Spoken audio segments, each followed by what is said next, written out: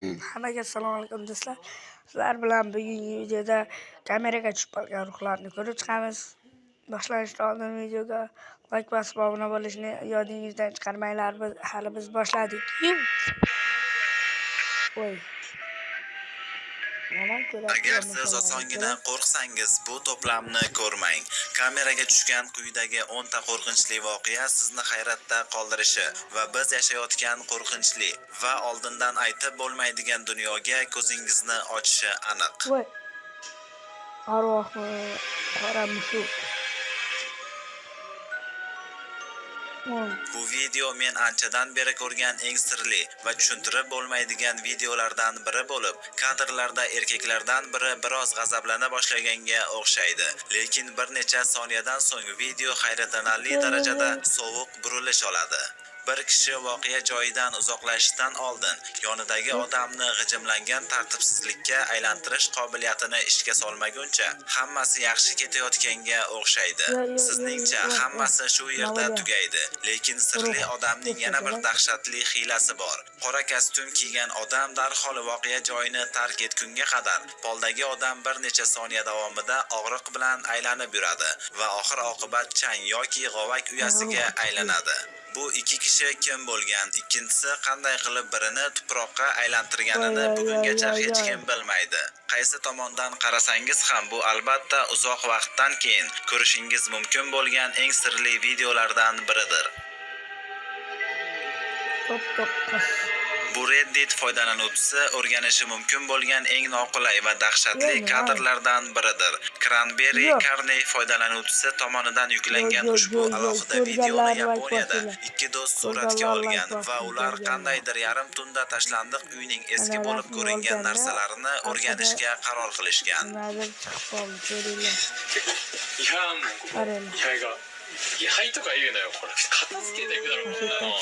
Ular ehtimol butun kashfiyotni sirli deb o'ylashmoqda va ketishga tayyor.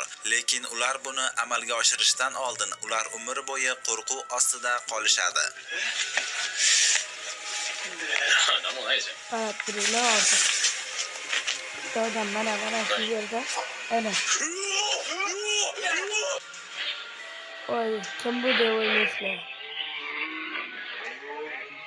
Orqa fonda videografda qarab turgan erkakning boshini ko'rish mumkin. Bu esa video to'satdan o'chirilgunga qadar uni eshitib qolishi, odam yoshamaydi bo'lishiga sabab bo'ladi va bundan keyin nima Yo'q, lekin u odamga o'xshamasdi.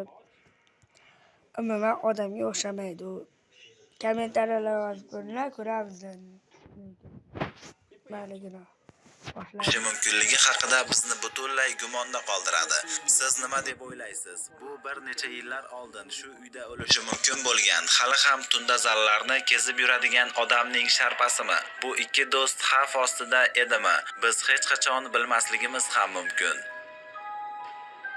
Bu keyingi video tabiatan g'ayritabiiy emas, lekin u eng kutilmagan joylarda sizni xavf ostiga qo'yishi mumkinligini ko'rsatadi. Kadrlar Montana shtatidagi White Chief shahridagi qayerdadir suratga olingan va unda o'rmon bo'ylab velosipedda ketayotgan odam tasvirlangan. Biroq u kunni rohatlanish uchun emas, balki biror narsadan qochayotgani aniq. Ammo u nimadan uzoqlashishi mumkin edi? Minnatdorchilik bilan go'yo velosipedchi uni ta'qib qilayotgan ayiqdan ancha tezroq bo'lganga o'xshaydi. Lekin bu odam qanchalik xavf ostida bo'lganligi baribir hayratlanarli. Tasavvur qiling, agar u ayiq orqasidan ketayotganini payqamagan bo'lsa, nega bunchalik tez ketyapti? Angel Martinez kechasi tashqarida do'stlaridan biri bilan yo'lda ketayotib, ular uzoqdan hayratlanarli darajada sovuq narsani payqashdi. Nima bu?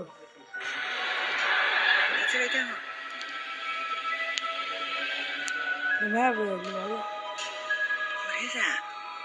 Angel eshitilarsiz sarosimaga tushdi va buni ko'rgandan so'ng juda qo'rqib ketdi. Bu normal reaksiya. Shaklning bezovta qiluvchi ko'rinishi tufayli Angel o'sha kechada jinni ko'rgan bo'lishi mumkin deb hisoblaydi va bu videodagi ko'rinishini hisobga olsak, bu unchalik uzoqqa o'xshamaydi.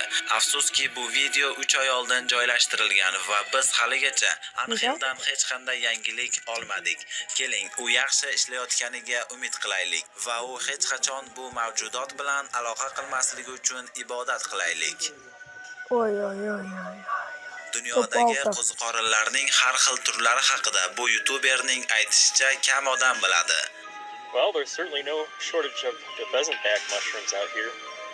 You can see, here's one, Shunaqa qo'ziqorinlar ham bor. and one over here. They look really nice. Birinchi vaqt ichida hamma narsa yaxshi ketayotganga o'xshaydi. Chunki yuklovchi o'z tomoshabinlari uchun birdaniga dahshatli narsadan qo'rqib qolganida ko'rishlari uchun hududdagi turli xil qo'ziqorin turlarini ko'rsatadi. Looks like it's holding some water.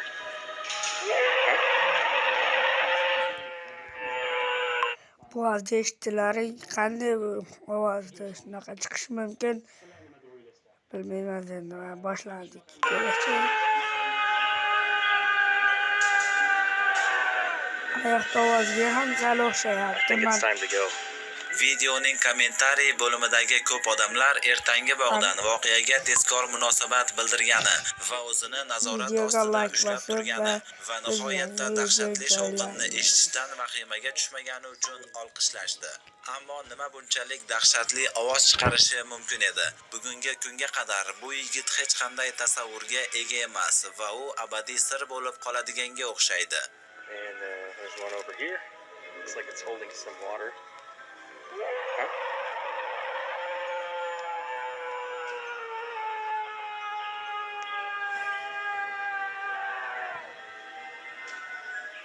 I think it's time to go.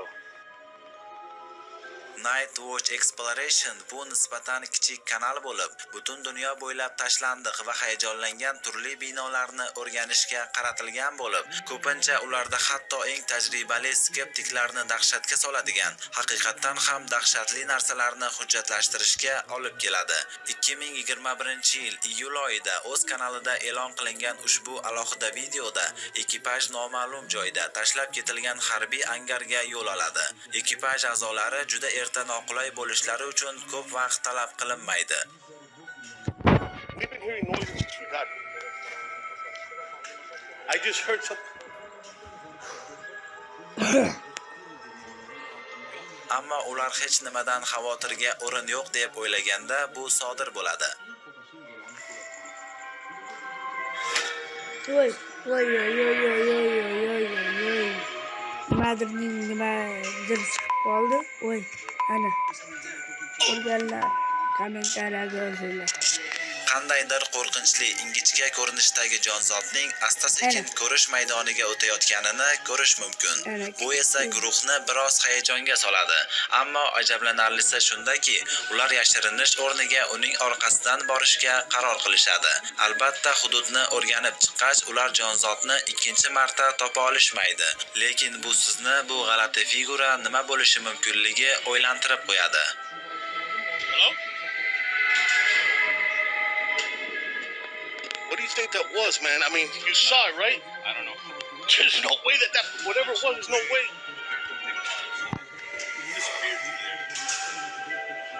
Quyidagi video internetga joylashtirildi. Bemaqsad qilishni yaxshi ko'radigan odam bir kun kelib Redditga kirib, ularni titratadigan videoni ko'rishni kutishmaydi. Lekin bu foydalanuvchi namoyish etuvchi video joylashtirganda aynan shunday bo'ldi. Los Angeles yaqinida joylashgan video kuzatuv kamerasidan olingan tasvirlar. Video ko'z o'ngimizda suvning baland maydoniga qaraganimizda odatdagidek boshlanadi. Lekin bir necha soniya ichida plyajddagi bu oddiy kun haqiqatdan ham sovuq narsaga aylanadi. Qora ilon balig'i shaklidagi g'alati jonzotni juda tez suratlar bilan suv bo'ylab sakrab o'tayotganini ko'rish mumkin. Go'yo u qattiq yerda yugura oladiganidan tezroq harakatlana oladi. Yuklovchi videoni kimdir qandaydir tushuntirishga ega bo'lishi mumkin degan umidda joylashtirgan. Sharhlarda ba'zi tomoshabinlar bu oldinda uchayotgan samolyotdan boshqa narsa bo'lishi mumkin emas deb taxmin qilishsa, boshqalar bu kameraga tushgan g'alati o'zga sayyoralik mavjudotning haqiqiy tasviri deb hisoblashadi. Keling, umid qilaylikki, u yer aholisi bu jonzot bilan aloqa qilishdan tashvishlanmasdan tinchgina uylariga qaytishlari mumkin. YouTuber Xorvatiyadagi kichik ona shahri ko'chalarida aylanib yurganlari haqida video suratga olmoqda. Ammo bir necha soniya yozib olingandan so'ng u masofada juda g'alati bir narsani payqaydi. Bu ularning oldida to'xtab turgandi.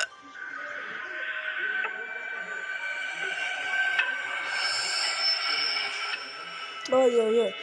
Endi gap nimasam bo'lmaydi.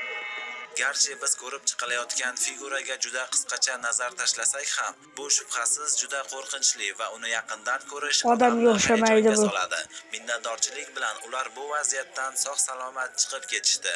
Chunki ular ushbu videodagi dahshatli voqealardan so'ng o'z kanallariga yana bir qancha kontent yuklashdi. Lekin kim biladi, agar omad ularga nasib qilmaganida nima bo'lardi?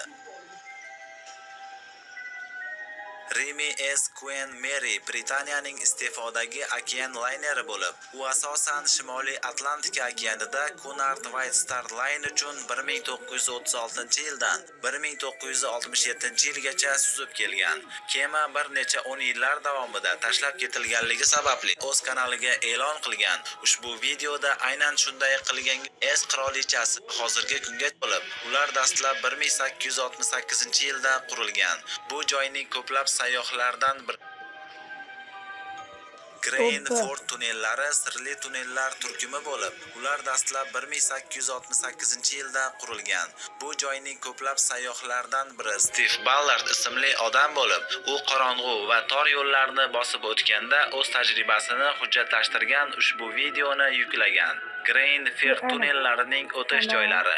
O'z videosida Steve tunnellarni o'rganayotganda GoPro yordamida suratga olgan kadrlarni ko'rib chiqmoqda va u yerda bo'lganida bizga ko'rsatmoqchi bo'lgan juda dahshatli narsani suratga olishga muvaffaq bo'lganini aytdi. Bu u yozib olgan narsa. Speed played about half speed.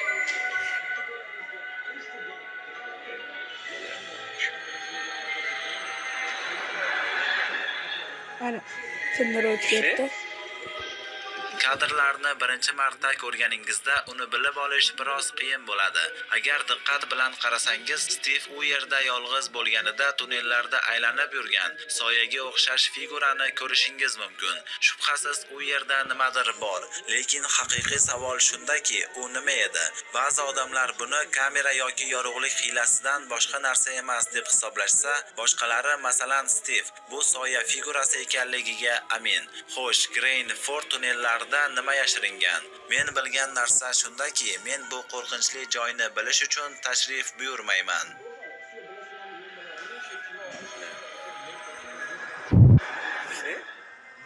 Buguncha shu do'stlar. Agar video sizga yoqqan bo'lsa, like bosing va do'stlaringizga ham ulashing. Hammaga xayr, obuna bo'lishni esdan chiqmasin.